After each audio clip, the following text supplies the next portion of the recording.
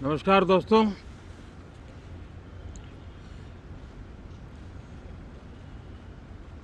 Monsoon सत्र में आप सभी मीडिया जगत के लोगों का स्वागत है। साथियों, मानसून नवीनता और नवसर्जन का प्रतीक है और अब तक जो खबरें मिली हैं, देश में मौसम बहुत ही अच्छे ढंग से आगे बढ़ रहा है। कृषि को लाभदायक मौसम की खबरें हैं और बारिश किसानों की अर्थव्यवस्था, देश की अर्थव्यवस्था, ग्रामीण अर्थव्यवस्था और इतना ही नहीं, हर परिवार की अर्थव्यवस्था में एक बहुत महत्वपूर्ण होता है। अब तक जो मुझे जानकारी दी गई है उस हिसाब से पिछले 10 वर्ष में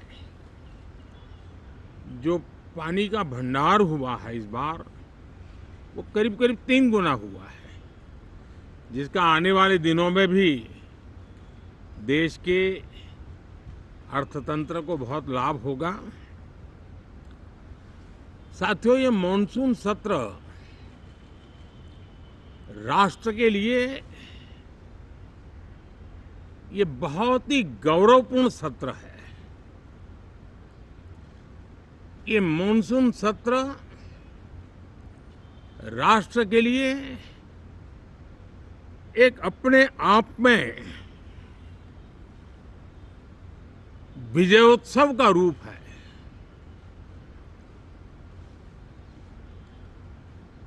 और जब मैं कहता हूं कि सत्र राष्ट्र गौरव और विजयोत्सव का सत्र है, तो सबसे पहले तो मैं पहली बार इंटरनेशनल स्पेस स्टेशन पर भारत का तिरंगा झंडा वहां लहराना, ये हर देशवासी के लिए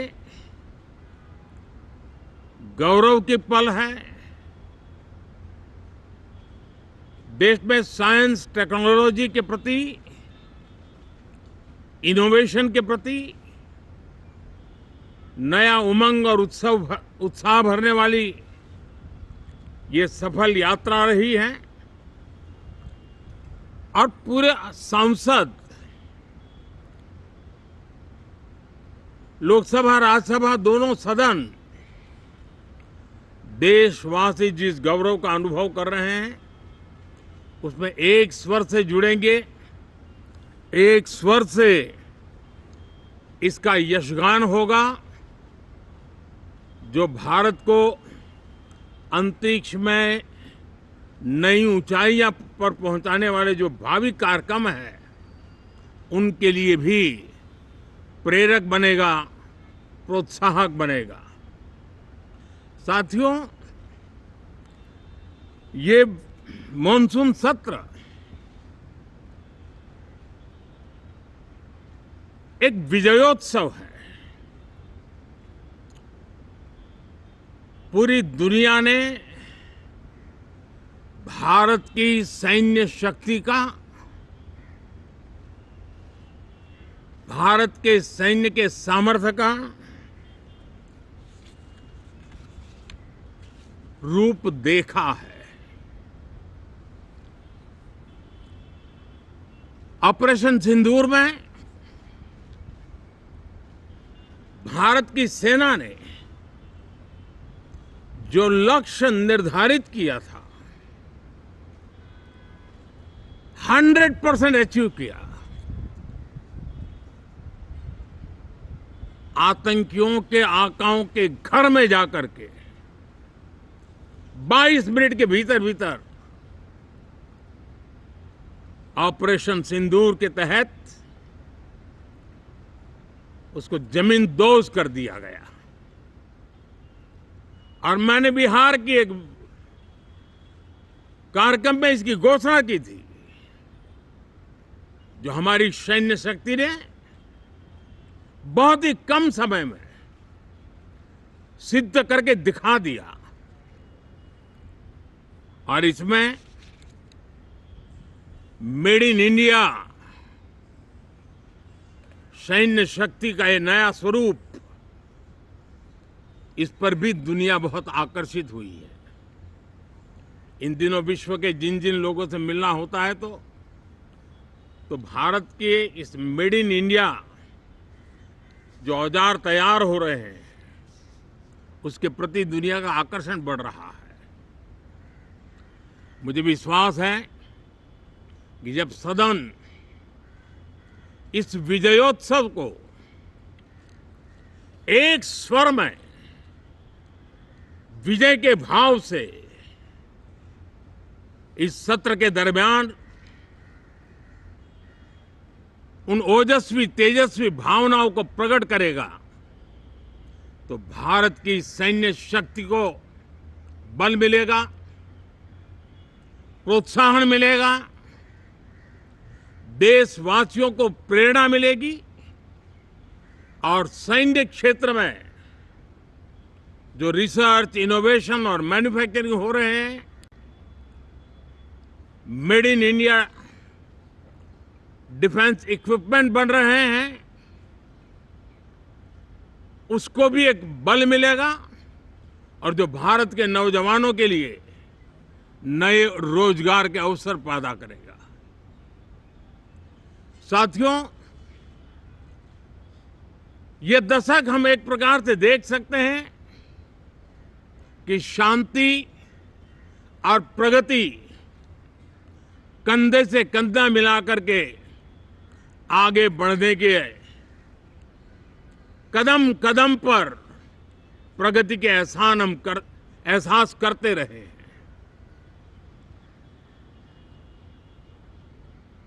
देश कई प्रकार की हिंसक वारदातों का शिकार रहा है, लंबे अरसे तक शिकार रहा है। देश आजाद हुआ तब से ये समस्या को हम झेल रहे हैं, चाहे आतंकवाद हो, नक्सलवाद हो। कोई प्रारंभ में शुरू हुआ होगा, कोई बाद में शुरू हुआ होगा, लेकिन आज नक्सलवाद का, माओवाद का दायरा बहुत तेजी से सिकुड़ रहा है। माओवाद को, नक्सलवाद को जड़ से उखाड़ने के संकल्प के साथ देश के सुरक्षा बल एक नए आत्मविश्वास से, तेज गति से सफलता की ओर कदम रख रहे हैं।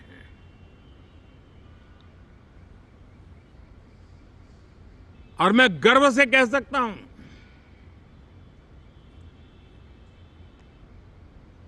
देश में सैकड़ों जिले नक्सल की चपेट में से निकल करके आज मुक्ति का सांस ले रहे हैं। हमें गर्व है कि बम, बंदूक और पिस्तौल के सामने हमारा देश का संविधान जीत रहा है, हमारे देश का संविधान विजयी हो रहा है। देश के उज्जवल भविष्य के लिए साफ दिख रहा है कि कल तक जो रेड कॉरिडोर थे, वो आज ग्रीन ग्रोथ जोन में परिवर्तित होते नजर आ रहे हैं। साथियों, एक के बाद ऐसी घटनाएं देशभक्ति के लिए, देश की भलाई के लिए संसद में पहुंचे हुए हर माननीय सांसद के लिए गौरव का पल है। और संसद के इस सत्र में ये गौरव गान पूरा देश सुनेगा, हर सांसद से सुनेगा, हर दल से सुनेगा। साथियों, आर्थिक क्षेत्र में भी जब 2014 में आप सबने हमें जिम्मेवारी दी, देश फ्रेजाइल 5 की अवस्था से गुजर रहा था। 2014 के पहले वैश्विक अर्थव्यवस्था में हम 10वें नंबर पर थे और आज भारत तेज गति से दुनिया की तीसरे नंबर की अर्थव्यवस्था बनने की दिशा में आगे बढ़ रहा है, दरवाजे पर दस्तक दे रहा है। इन दिनों 25 करोड़ गरीबों का गरीबी से बाहर निकलना, जिसको विश्व की अनेक संस्थाएं सराहना कर रही है। देश में एक जमाना था 2014 के पहले, जब महंगाई का दर, इन्फ्लेशन रेट डबल डिजिट में हुआ करता था। आज 2% के आसपास आकर के देश के सामान्य मानवी के जीवन में राहत बन गया है, सुविधा बन गया है।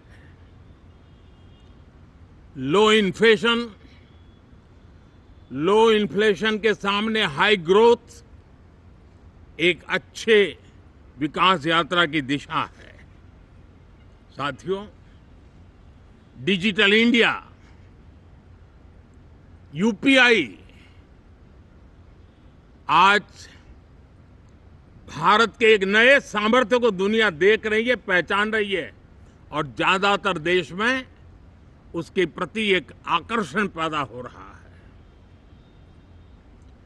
यूपीआई ने फिनटेक की दुनिया में अपने एक नाम कमाया है।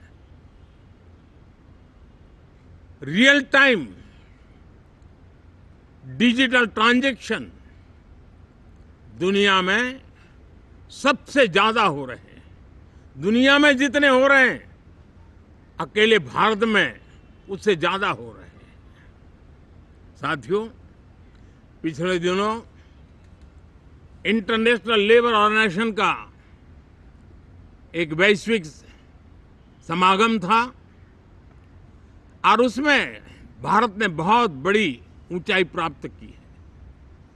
आईएलओ का कहना है कि 90 करोड़ से ज्यादा लोग भारत में अब सोशल सिक्योरिटी के दायरे में हैं। ये अपने आप में एक बहुत बड़ा अचीवमेंट है। उसी प्रकार से वैश्विक संस्था WHO ने ये कहा है कि भारत अब आंख की जो बीमारी आमतौर पर बारिश के सीजन में ज्यादा देखी जाती थी, ट्रैकोमा, अब भारत को WHO ने ट्रैकोमा फ्री घोषित किया है। तो आरोग्य के क्षेत्र में भी ये अपने आप में एक महत्वपूर्ण भारत के लिए सिद्धि है। साथियों, पहलगाम की क्रूर अत्याचार, नरसंहार पूरी दुनिया चौंक उठी थी। आतंकवादी और आतंकवादी के आके दुनिया का ध्यान उनकी तरफ केंद्रित हुआ था और उस समय दल हित छोड़ करके देश हित में हमारे ज्यादातर दलों के प्रतिनिधि, ज्यादातर राज्यों के प्रतिनिधि विश्व भ्रमण किया, दुनिया के अनेक देशों में गए और एक स्वर से दुनिया के सामने आतंकवादियों का आका पाकिस्तान को बेनकाब करने का एक बहुत सफल अभियान चलाया। मैं आज राष्ट्र हित में किए गए इस महत्वपूर्ण कार्य के लिए उन सभी सांसदों की सराहना करना चाहता हूं, सभी दलों की सराहना करना चाहता हूं और उसने देश में एक सकारात्मक वातावरण पैदा किया। विश्व ने भारत की बात को स्वीकार करने की दिशा में अपने मन के द्वार खोले और इसके लिए ये हमारे सांसदगण, हमारे राजनीतिक दल सराहना करने के मेरे लिए सौभाग्य है। साथियों, हम जानते हैं कि ये स्पिरिट, एक स्वर, एक एकता का वातावरण देश को कितना उत्साह से भर देता है। विजयोत्सव का ये पर्व इस मानसून सत्र में भी